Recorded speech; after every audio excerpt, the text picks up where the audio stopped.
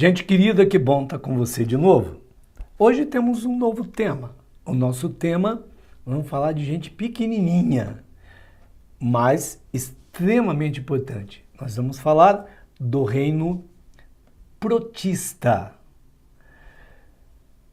Hoje a gente tem domínios que você com certeza vai aprender em outros temas, mas existem várias propostas de classificação. Normalmente no Brasil ainda cai em vestibular, no Enem, a classificação feita por um cientista chamado Whittaker, lá nos anos 70, que divide em 5 reinos. Reino Monera, Protista, Fungi, Animalia e o reino Plant.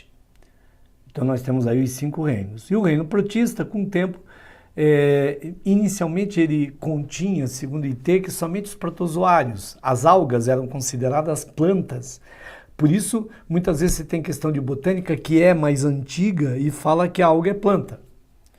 Ou que o reino Plant continha as algas e as plantas.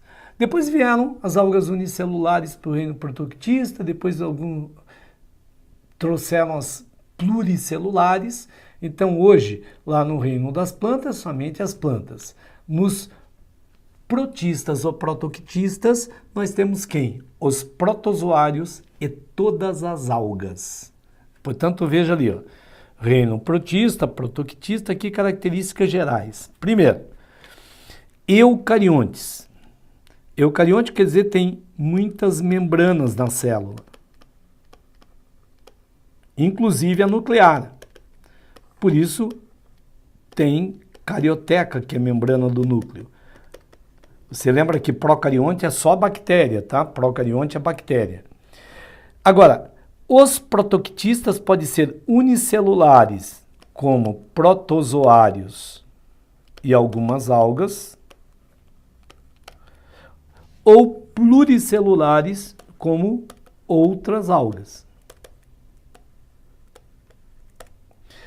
As algas são autótrofas, fazem fotossíntese. Os protozoários não fazem fotossíntese, são heterótrofos, pegam a comida pronta no meio. Portanto, os protoctistas ou protistas são seres eucariontes, pluricelulares, autótrofos ou heterótrofos, quem? Protozoários e algas. A gente começa trabalhando com protozoários. Já vou te chamar a atenção. Se você resolver estudar somente zoologia, somente botânica, somente fungo, somente protozoário, gente, é tanta coisa que a gente fica maluco. Agora, em qualquer lugar do mundo, alguns organismos são usados como modelos para o entendimento da base desses grupos de seres vivos. Amigo, pois aprende os modelos. Qualquer lugar, qualquer local que haja cobrança será em cima dos modelos. E aí, protozoários, você já tem 3. Dá uma olhada aqui, ó. Esse é o paramécio, que tem cílios. Olha aqui os cílios em volta, para se locomover. Aqui você tem uma ameba, que não tem forma fixa e anda com pseudópodos. E aqui tem um ser que tem um flagelo. Tá vendo? Essa é a dona Euglena. Só olha como a coisa é toda dinâmica. A Euglena, lá no passado, era considerada protozoário. Depois, reclassificaram a Euglena como alga. Então, tome cuidado, porque você encontra muito autor, muito livro, até mais antigo, onde a Euglena aparece como alga unicelular. Recentemente, ela voltou a ser considerada protozoário. Então, olha a bagunça que tem. De qualquer forma, você vai precisar saber das características gerais da dona Euglena, ok? Quem são os protozoários? São seres eucariontes, você já sabe, unicelulares, maioria tem um núcleo só, microscópicos e aclorofilados, por isso que eles são heterótrofos ou heterotróficos. Agora, ó, tá aqui, heterotróficos, principalmente aquáticos, pode ser terrestres de local úmido, maioria tem vida livre, alguns mutualistas, como protozoário que vive no tubo digestivo do cupim, digerindo a celulose para o cupim, muitos comensais, tem protozoário que vive no intestino de vertebrados, comendo o resto de comida, e alguns causam doenças. E há doenças importantes humanas causadas por protozoários, como, por exemplo, doença de Chagas, malária, toxoplasmose, leishmaniose. Então, amigo, tomar cuidado. Como a gente mora num país onde a saúde pública não tem sido uma prioridade governamental, cada um tem que se cuidar. E para se cuidar, tem que ter conhecimento sobre estas doenças. Importância dos protozoários. Zoomédica, né? Tem um monte de doenças. Fósseis. Então, esses organismos aqui, como os foraminíferos, deram origem a petróleo. Então, antigamente o pessoal achava que a carapaça de foraminífero na praia era um bom indício que na plataforma continental podia ter petróleo. Agora, um outro dado interessante. O protozoário é um ser formado por uma única célula. Toda célula eucarionte tem membrana, citoplasma e núcleo. Aí você diz, nossa, mas o protozoário é simplesinho. Nós humanos temos trilhões de células. Gente, essa célula é extremamente complexa, porque além de ser célula, ela é o próprio organismo. Então ela sofre adaptações para executar o papel de organismo. Por isso, atenção, protozoário tem membrana, citoplasma e núcleo, por quê? Porque é feito de uma única célula eucarionte. Mas tem umas adaptações para executar a função de organismo que nós chamamos de organelas. Por isso, a constituição está aqui, ó.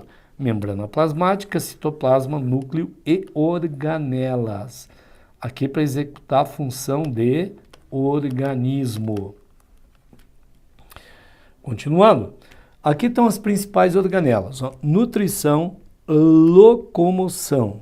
Aqui eu quero chamar a tua atenção. Tradicionalmente, as organelas de locomoção são utilizadas, ou eram, né? Muitos ainda usam, como critério de classificação.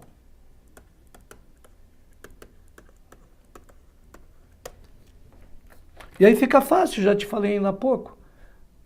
Locomove ou com cílios, ou com flagelos, ou com pseudópodos, ou tem uma ação parasitária tão intensa que nem organela de locomoção tem.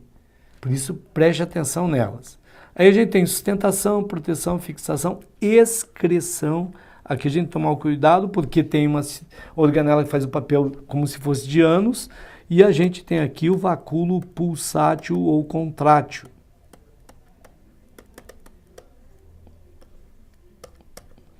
Que é típico, não exclusivo, de protozoário de água doce, responsável pela osmorregulação. Só que tem um dado interessante. Já que vai fazer regulação osmótica e vai eliminar a água, aproveita e excreta junto. Então, na verdade, o vacúolo pulsátil contrátil, típico de protozoário de água doce, é análogo, é equivalente em trabalho em função ao nosso rim. E tem também uma organela sensorial que daqui a pouco na imagem eu te mostro. Como é que o protozoário reproduz? Ou por cisciparidade, que é uma simples divisão da célula, ou por brotamento, ou por rompimento, né? Ruptura do corpo esquizogênico. Tudo isso de forma assexuada. Assexuada por quê? Porque não tem célula reprodutora, não tem gameta. E com gameta a gente tem a conjugação que ocorre, por exemplo, no paramécio, que é a troca de material genético entre dois protozoários. Aqui você tem uma ameba, na verdade ele passou rápido, mas fazendo cisciparidade. Então tem a ameba, ela divide em duas, né? Isso é cisciparidade, que equivale a uma mitose. Tá? Mas ocorre também em outros protozoários.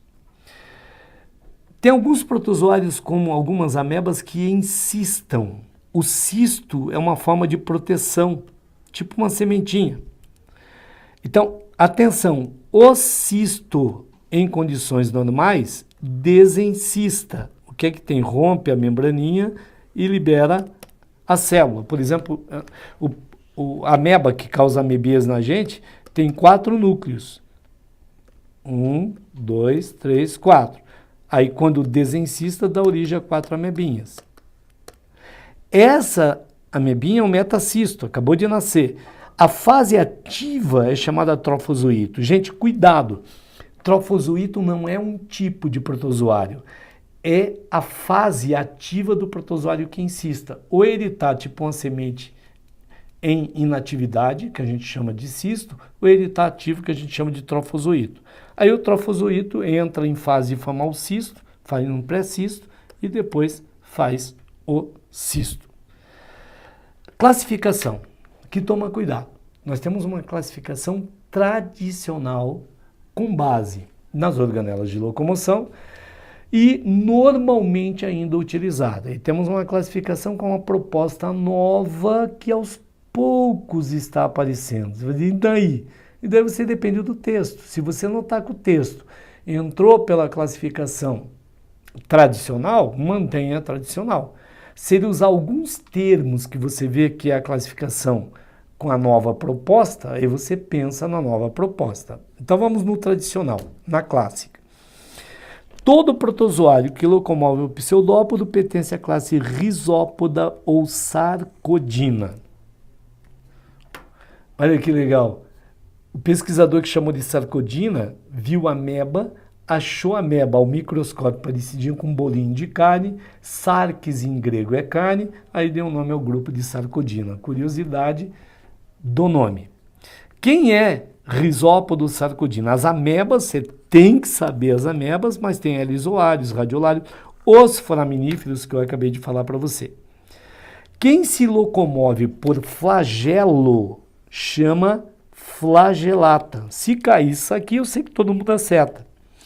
O mastigóforo, vou dar um macete. Sempre que acabar em fora, porífero, por exemplo, quer dizer possuidor de. De quê? Do que está na frente. Ô, mas Geraldo, o que é isso? Possuidor de mastigo? Não é mastigo, cara. Vem de mastix, que quer dizer chicote. Então é possuidor de um chicote. Que chicote? O flagelo. Aqui, como exemplo, tem um Trichomonas vaginalis, que é um parasita, causa DST, mas tem a euglena que a gente viu e tem o Trypanosoma cruzi, o causador da doença de Chagas. São todos flagelados. Aí vem os ciliados. Ciliados por quê? Como o paramécio que a gente viu, que tem o corpo cheio de cílios. Então tá aqui o paramécio. O Balantidium é parasita humano, é o único ciliado parasito humano. Mas pouquíssimo cobrado. E finalmente a classe Sporozoa. Sporozoa não tem organela de locomoção. Por quê? Adaptação à vida parasitária. Como vive no interior de outros organismos, ele não tem que se deslocar no meio. Onde ele está, ele se vira. E aqui, gente, só tem gente fina. Cuidado, que é extremamente importante. Quem está? O Plasmodium, causador da malária. E também o Toxoplasma, causador da toxoplasmose. Tá? Cuidado, que é extremamente importante. Agora eu vou te mostrar rapidamente a proposta atual. Na proposta atual eu vou chamar a atenção de uma ou outra coisa, porque raramente tem sido cobrado. A pessoa pode, a qualquer momento, vir a ela. Então, o que é que eles dividem? Diplomonadidos e parabasários. Por quê? Porque tem essas estruturas derivadas de mitocôndrias que não têm DNA, chamadas hidrogenossomos e mitossomos. Esses hidrogenossomos geram ATP de forma anaeróbica a partir desse piruvato e libera o gás hidrogênio. Olha que legal. Os mitossomos amadurecem proteínas de ferro e enxofre. Quem é diplomonadido? A giardia, que tem mitossomo.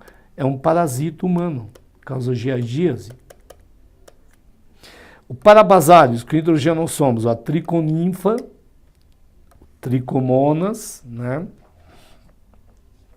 Amebozoário. Aqui fica fácil, né? Aqui você não vai errar. Amebozoários, ó. Amebas, mixomicetos e amebas.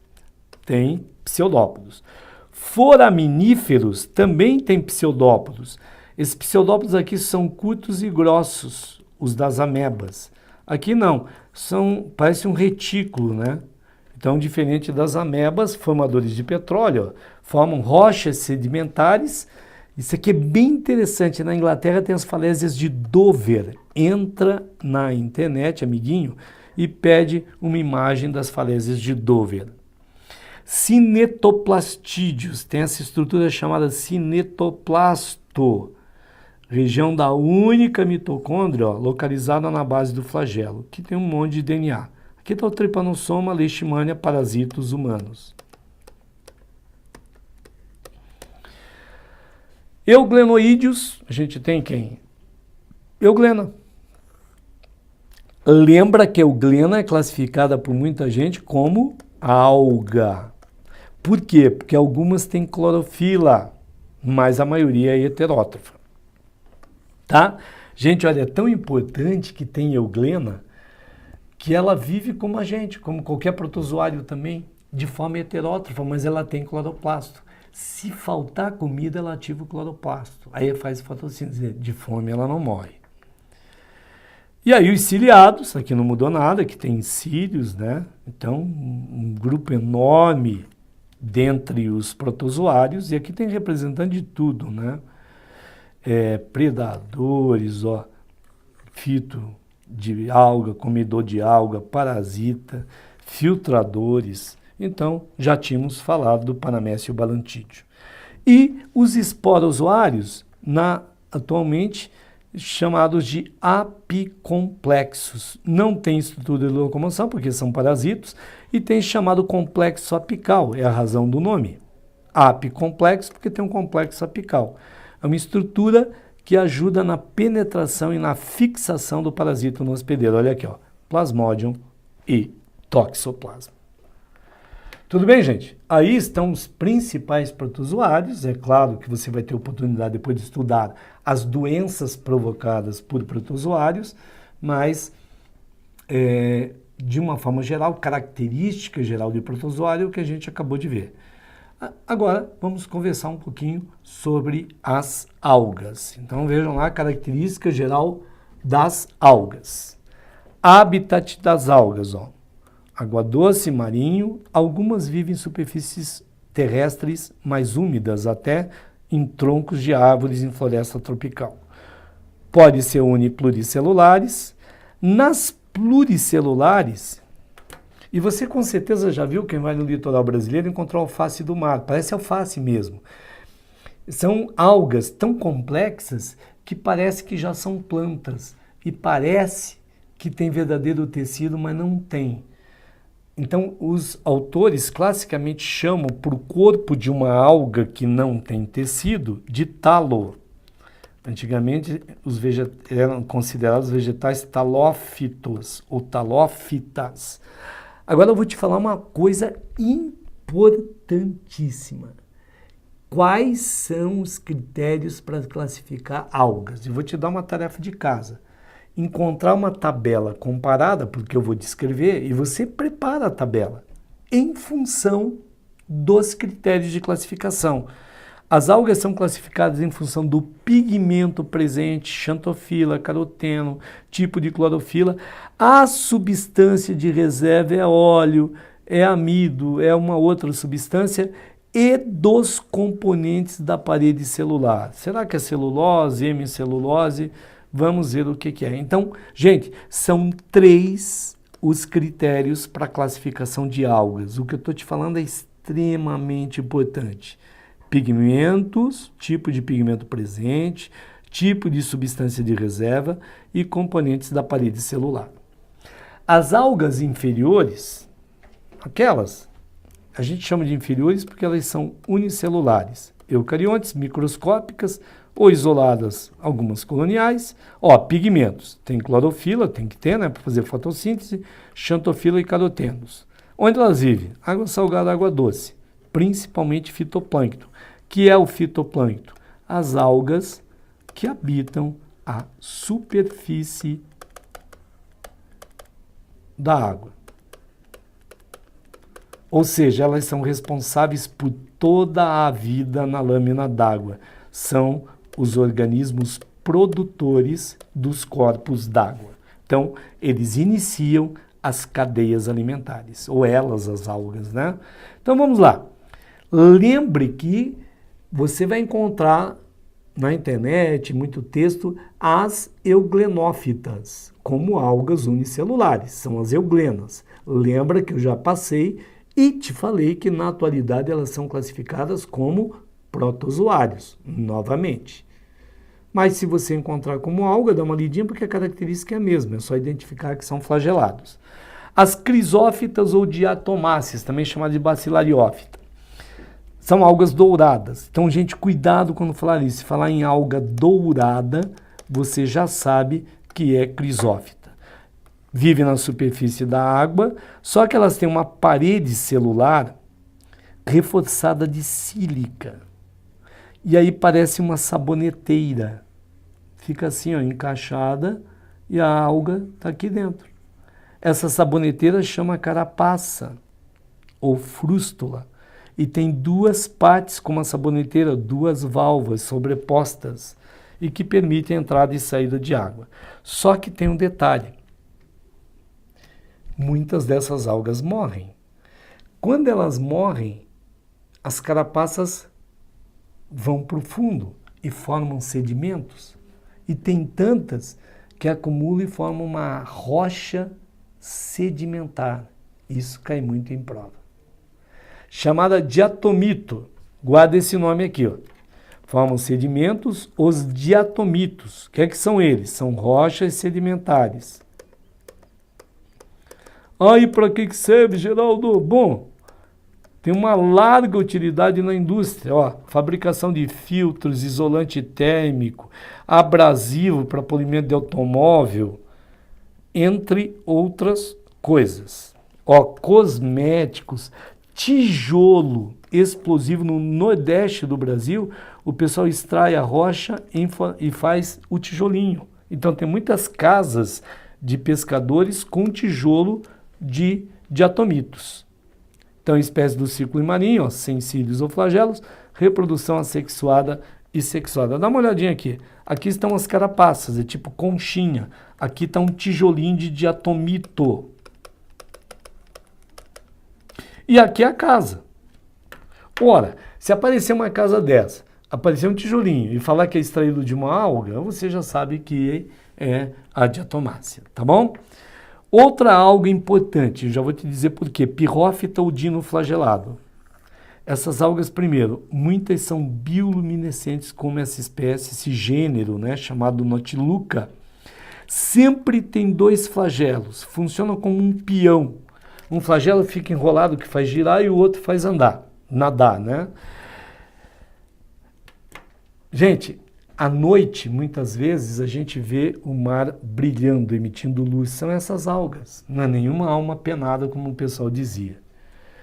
Por outro lado, lembra da eutrofização. Todo ano no Brasil tem acidente em vários locais ecológicos. Onde há eutrofização, essas algas multiplicam muito. Aí elas liberam muitas toxinas na água. Só que onde elas reúnem, formam uma mancha vermelha e chamam de maré vermelha.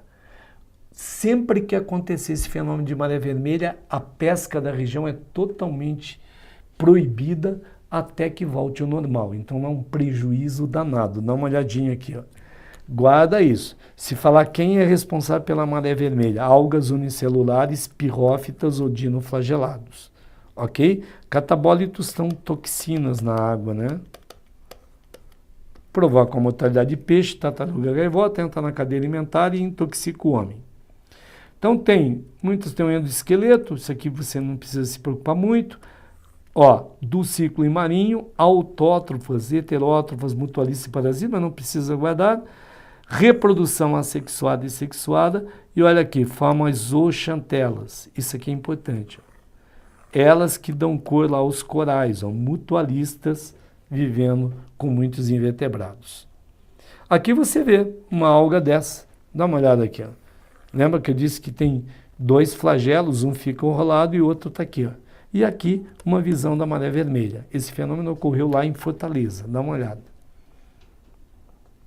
Aqui é a luminescente, a Notiluca. Olha que bonitinho. Então aqui o esquema, né? E aqui é a fotografia da menina. Agora a gente vai trabalhar com as algas superiores. Algas superiores são quais? As pluricelulares. Então vamos lá? Ah, mas você escreveu aí unipluri, porque elas são fundamentalmente pluri. Alguns exemplares são uni, por exemplo, das clorofícias. Gente, as clorofícias que deram origem às plantas terrestres são as algas verdes.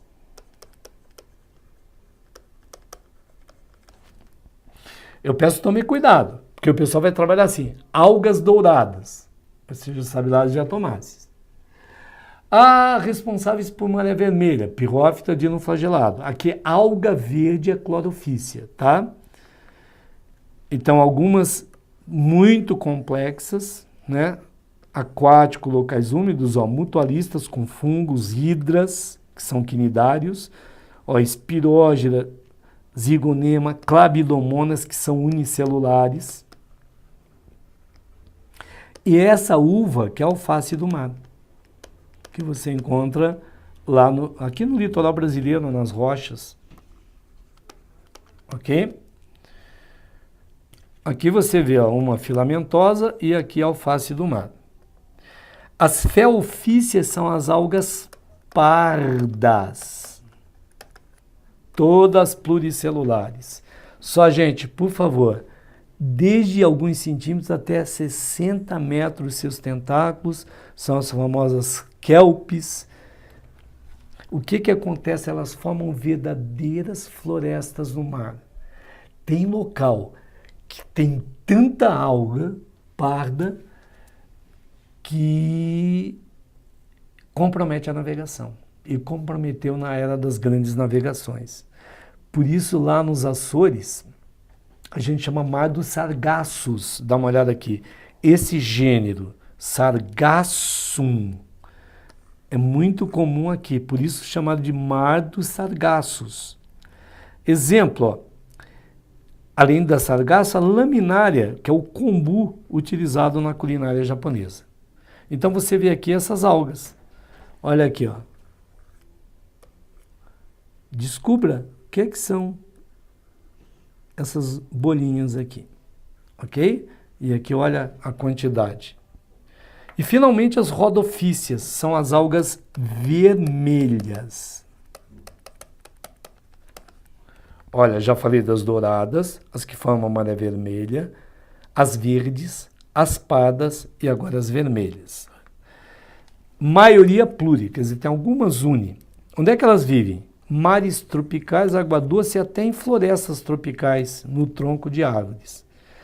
O talo é ramificado, como esse gênero condro. E cuidado, tem a pórfira, que é o nori da culinária japonesa. Gente, olha aqui, essa é a pórfira. E olha o resultado da pórfira. Utilizada é sushi, sashimi. Aqui está ela industrializada. Olha que legal. Reprodução das algas.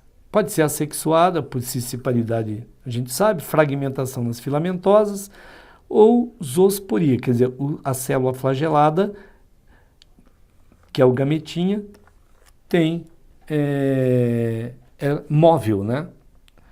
Reprodução sexuada, fusão celular na clamidomonas. Gente, duas clamidomonas se unem e fundem seus núcleos. Aí depois acaba dividindo e formando 4 novas alguinhas. Conjugação nas filamentosas, e aqui é igual das plantas que você vai conhecer quando estudar botânica, né? Então, essa alga verde tem uma geração sexuada e outra geração assexuada, igualzinha à planta. A sexuada chama gametófito e a assexuada chama esporófito. Qual a importância das algas? É claro, por que é importante estudar alga? O que a gente usa de alga? Você nem imagina, às vezes, a importância econômica que tem. Além da alimentação, é claro. Vamos em alguns tópicos? Então, os principais produtores dos ecossistemas aquáticos. A vida depende delas. Alimento para o homem.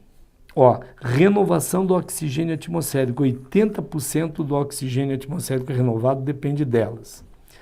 Alguns produtos, ó, a algina extraída da água parda, que na verdade é modificação da parede celular, que vira tipo uma goma.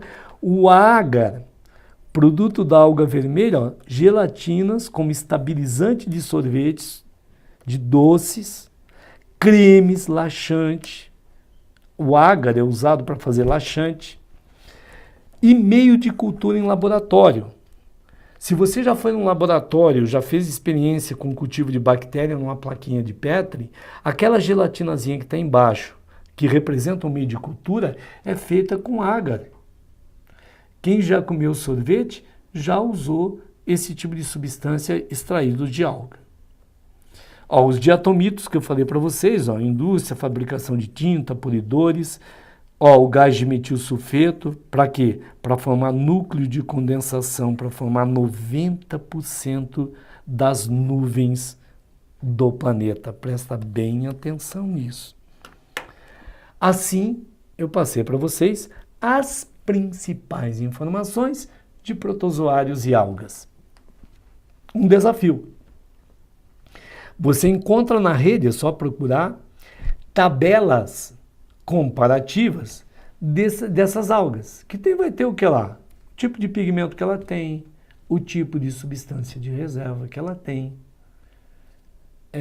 a parede celular, que são os critérios que a gente usa para classificar. Uma boa pesquisa, amigo, você nunca mais vai esquecer.